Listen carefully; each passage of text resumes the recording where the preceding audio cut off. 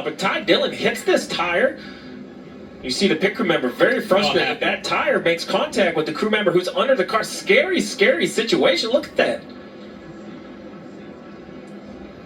NASCAR penalizes the 10 as I believe he should be penalized. I think there's just unnecessary. I don't know what information Ty was given. So let's listen to the 10 radio. Why did they have a tire sitting in our path for exit? What is that about? Didn't know, man. You know, a bunch of controls. That's ridiculous. It was right in our exit path. Yeah, I'm not sure I see it the same way. The tire was there, but you have an obligation. It's in the 21's pit stall. They have every right to have the tire there while they're working on it. That would frustrate me if I was a 21. I'd have to go in and have a conversation. If I'm the crew chief of the 21, I'd like to have a conversation after the race about that whole exchange with the 10. All right, we can talk about that later. Right now, let's talk about this Busch Light restart zone and getting this second stage completed. Chase Briscoe and Carson Hocevar are at the front of the pack, and look at Larson just pushing Briscoe.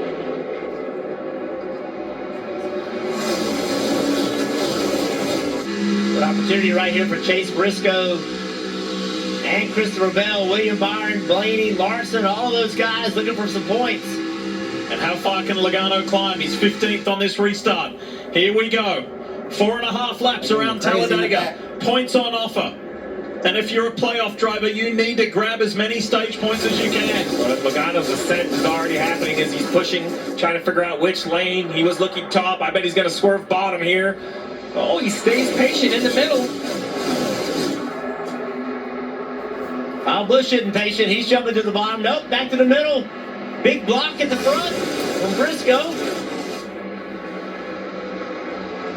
Playoff drivers, Briscoe, Bell, Larson, Byron, Blaney, they're all in that front pack. Carson Hocevar in that second place car.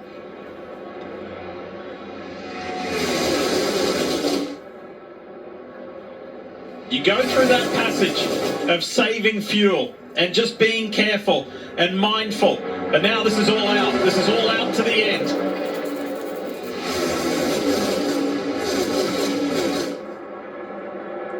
Oh, big slide or something from the A to Kyle Busch. I don't know if you had to get out of the gas or something, but that disrupted the pack in the back.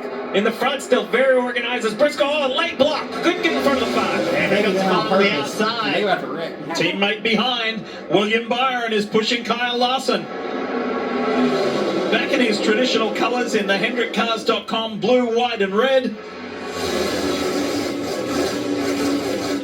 This is a great dress rehearsal for the closing laps of the race. Which lane do you want to be in, top or bottom? Which lane will Briscoe block? Oh, the 20 of Bell is giving the 77 a big push right here. Carson Hocevar on the inside of Kyle Larson. And Briscoe drops down to the low side. Momentum's got to come out of this top right here. Will the 19 pick it up? Oh, he's up there. He's blocking. He sees it coming. He's hearing it's coming. Logano trying to make the third lane work on the outside. Whoa! Great save from Chase Briscoe. 1 to go from him, presented by Credit One Bank. Points on the line. Playoff drivers at the front. It is on. Spare a thought for young Carson Hocevar in the middle of a sea of playoff drivers with so much on the line.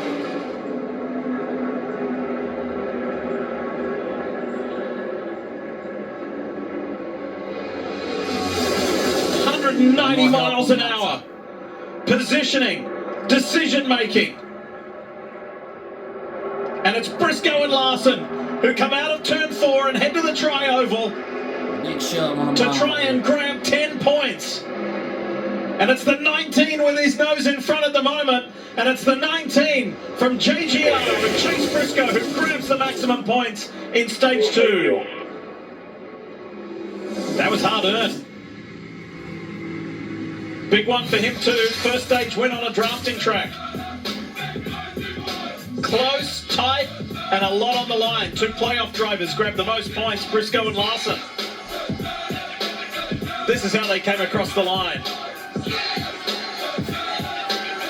No points scored for the 22 of Joey Logano.